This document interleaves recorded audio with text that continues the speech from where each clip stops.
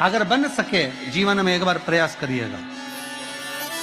अगर गुरुवार का प्रदोष पड़ जाए, कौन से वार का? गुरुवार का प्रदोष पड़ जाए, बृहस्पतिवार का यदि प्रदोष पड़ जाए, तो प्रदोष के दिन प्रदोष काल में, प्रदोष के दिन प्रदोष काल में किसी शिवालय में जाएं, शंकर के मंदिर में जाएं, एक ही दिए के अंदर एक फूल बाती, कैसी बाती है? फूल बाती, और उसी दिए के अंदर एक लंबी बाती, दो बाती। कौन सी बाती हैं? जम के बोलो जरा। एक फूल बाती, एक लंबी बाती, दो बाती। एक ही दिए के अंदर फूल बाती, लंबी बाती दोनों रख लें। थोड़ा सा घृत की बातियां, तेल की बाती नहीं, घी की बाती रखें, और दोनों बातियां उसमें रखकर 3 बेलपत्र भगवान शंकर के मंदिर में लेकर जाएं। दिए को भी प्रज्वलित नहीं करना है। पहली बेलपत्र नंदीश्वर की जो ऊपर का भाग होता है, जिसको हम शिव तत्व भाग कहते हैं, नंदी के पीठ पर एक भाग होता है जिसको शिव तत्व भाग कहा जाता है, वो नंदी की पीठ पर जो भाग है वहां पर एक बेलपत्र समर्पित करें। दूसरा बेलपत्र आप जो माता पार्वती जी का, जैसे ये शिवलिंग है और ये गोल भाग है, ये माता पार्वती जी का हस्तकमल है, तो माता पार्वती जी का जो हस्तकमल है, इस हस्तकमल पर कहीं पर भी एक बेलपत्र आप समर्पित कर दें। और तीसरे नंबर की जो बेलपत्र है वो भगवान शंकर पर समर्पित कर दें। जो दिया आप लेकर गए हो मंदिर में, उसी दिए को नंदी और महादेव इन दोनों को दर्शन कराते हुए अगर मंदिर के अंदर लगाने दें दिया तो ठीक है, ना लगाने दें तो दीप को बीच में बस स्पर्श कराकर भले बाहर जाकर लगा दो, पर प्रयास करो वो दीप, वैसे तो बीच में नंदी और शिव के मध्य में वो दिया स्पर्श होना चाहिए। जैसे ये नंदी है और ये शिव है, तो इसके मध्य में दीप स्पर्श कर ले, भले उसको जलाने ना दे, पर स्पर्श मात्र कर कर अगर आपने एकांत में कहीं पर भी ले जाकर लगा दिया, उस दीप को जला दिया, तो गया हुआ कितना भी करोड़ रुपया हो, वो धीरे धीरे कर कर गया हुआ धन हमारा वापस आता ही है। कोई खाकर भी बैठ गया तो देगा। थल पर निवास करते हैं। गुरुवार की प्रदोष शत्रुओं का नाश करती है। ऐसी प्रदोषों का नियम वर्णन किया, फिर लिखा शिव महापुराण में, बड़ा सुंदर लिखा विद्या जी ने। मान लो आप प्रदोष का व्रत नहीं कर सकते,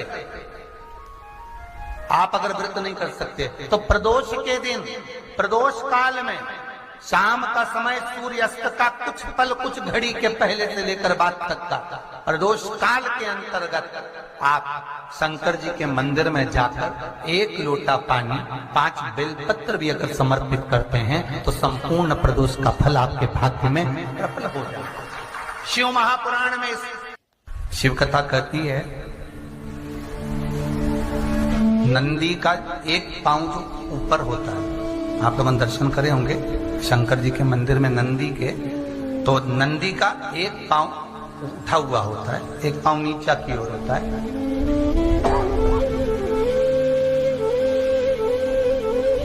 शिव पुराण की कथा कहती है, मान लो कोई हड्डी से जुड़ा हुआ रोग, नेत्रों से जुड़ा हुआ, मस्तिष्क से जुड़ा हुआ कोई रोग रहता है, तो एक नीले कलर का फूल आता है महाराज, उस फूल में हल्दी डालकर गुरुवार का प्रदोष पड़ने पर जो नंदी के पांव के पास समर्पित कर देता है महाराज, उसका रोग धीरे धीरे समाप्त होने लगता है। लिंग पुराण कहती है कि नंदीश्वर भगवान के सामने जो पुष्प समर्पित करा जाता है उसको, ये तो लिखा था स्कंद पुराण और शिव पुराण। लिंग पुराण कहती है जो फूल आपने समर्पित करा उसको लाकर पानी की बाल्टी में डालकर आप स्नान भी कर सकते हो, उससे भी हड्डी के जितने रोग होते हैं उसमें आराम लगने लगता है। जैसे कहीं शरीर नहीं चल रहा, हाथ झुंड पड़ रहा है, हाथ काम नहीं कर रहा, हाथ में झुंझुनी आ रही है, कंपन आ रहा है, उसमें भी ये प्रयोग काम, पर होना चाहिए बृहस्पतिवार की प्रदोष। कौन से वार की? बृहस्पतिवार, गुरुवार की प्रदोष। प्रदोष के दिन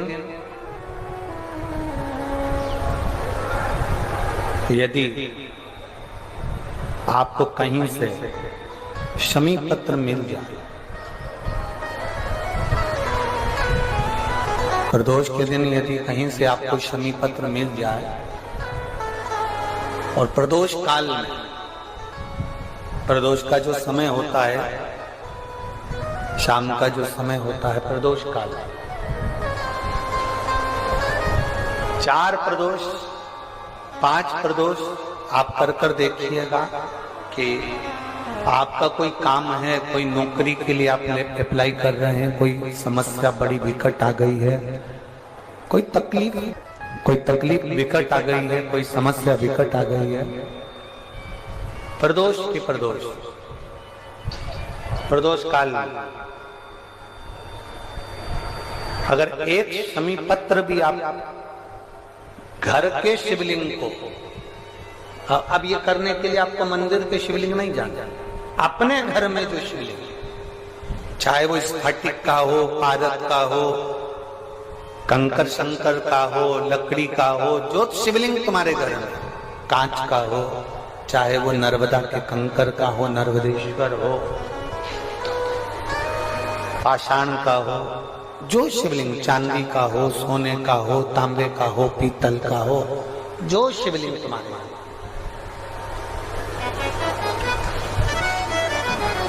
एक शमी पत्र यदि आप भगवान शंकर के शिवलिंग पर समर्पित कर रहे हो और उस शमी पत्र को उठाकर रात्रि को 9:15 की जो एक मुहूर्त होता है, एक समय होता है, जिस समय पर हम अपने मन की बात भगवान शंकर को कहते हैं, पूर्व में भी इसका वर्णन हम कर चुके हैं कथाओं में। उस 9:15 पर वो शमी पत्र को उठाकर एक कागज में, एक कटोरी में उसको रखते हैं। 4 या 5 प्रदोष के उस शमी पत्र को अपने पास में रखिए और जिस कार्य के लिए जा रहे हो उसको जेब में ऊपर के भाग में उसको रखकर लेकर जाइए, आपका वो कार्य सफल होकर ही रहेगा, वो रुक नहीं सकता। वो शमी पत्र में इतना बल होता है, प्रदोष का जो शमी पत्र होता है वो बड़ा बलवान होता है, बड़ा बल। प्रदोष, शिवरात्रि, सोमवार की अष्टमी, प्रदोष भी हर महीने आती है, शिवरात्रि भी हर महीने आती है, सोमवार भी हर महीने 2, 3, 4, 5 पड़ी जाते हैं। सोमवार की अष्टमी जरूर साल भर में 4 या 5 आता है। सोमवार, प्रदोष, शिवरात्रि, सोमवार की अष्टमी, ये वो तिथियां हैं, ये वो वार हैं। अगर कोई भूल से भी शंकर भगवान के शिवलिंग का निर्माण करता है या अपने घर में रखे हुए शिवलिंग पर शमी पत्र को समर्पित कर देता है तो जिंदगी में उसका बाल बांका हो ही नहीं सकता। प्रदोष के शमी पत्र में बल होता है। शिव की कृपा कितनी है आप पर, जरा विचार करिए। जगह जगह जाकर प्रार्थना कर ली, निवेदन कर लिया, तो भी तुम्हारा अगर कोई काम ना बने तब एक काम जरूर करना, एक बेलपत्र, एक शमी पत्र, एक कनेर का फूल देवाधिदेव महादेव को प्रत्येक प्रदोष के दिन शिवजी को जल चढ़ाकर समर्पित करना प्रारंभ कर दो। 2 या 3 प्रदोष निकलेगी, मेरा देवाधिदेव महादेव तुम्हारी झोली खुशी। किसी भी प्रदोष के दिन, प्रदोष काल में एक बार लगा दे, उसके बाद में अपनी कामना कर कर बेलपत्री को एक छोटा सा उपाय अवश्य करिएगा। अगर बच्चे कोई एग्जाम में बैठ रहे हैं या कंपटीशन एग्जाम है या नौकरी के लिए अप्लाई कर रहे हो, मान लो 4-6 महीने से बैठे हो, 8 महीने से बैठे हो, सर्विस नहीं है, नौकरी नहीं है, तो एक छोटा सा उपाय अवश्य करिएगा शिव महापुराण का। महाराज बेलपत्री के पेड़ के नीचे विराजमान होकर, बेलपत्री के पेड़ के नीचे जिसको नौकरी के लिए या एग्जाम में बैठ रहा है वो जल चढ़ाए बेलपत्री के पेड़ के नीचे थोड़ा सा दूध चढ़ाए, फिर जल चढ़ाए और अपने राइट भाग में घी का दिया और अपने लेफ्ट भाग में तेल का दिया।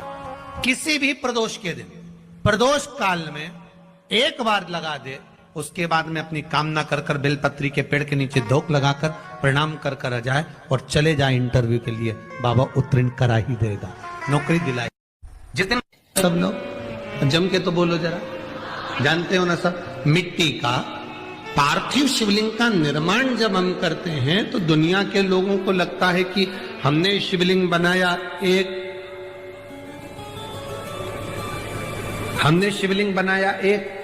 तो एक शिवलिंग के पूजन का फल मिल रहा है, ये दुनिया के लोगों को लगता है कि एक शिवलिंग के पूजन का फल मिल रहा है। पर शिव महापुराण की कथा कहती है पार्थिव शिवलिंग का निर्माण करना और उसकी पूजन करना, उसका मतलब है पार्थिव शिवलिंग को बनाने में जो मिट्टी हम एकत्रित करते हैं, उस मिट्टी में जितने जितने बारीक बारीक कण होते हैं, एक एक धूल का कण, मिट्टी का कण जितने एकत्रित होते हैं शिवलिंग को बनाने में, आप शिव जी का जब स्नान कराते हो, पूजन कराते हो, बेलपत्र चढ़ाते हो, तो जितने मिट्टी के अंदर बारीक बारीक कण होते हैं जिससे जुड़कर पार्थिव शिवलिंग का निर्माण होता है, वो 1000 करोड़ शिवलिंग की पूजन एक साथ हो जाती है एक ही बार में। उतना फल हमारे खाते में चले जाता है, उतना फल।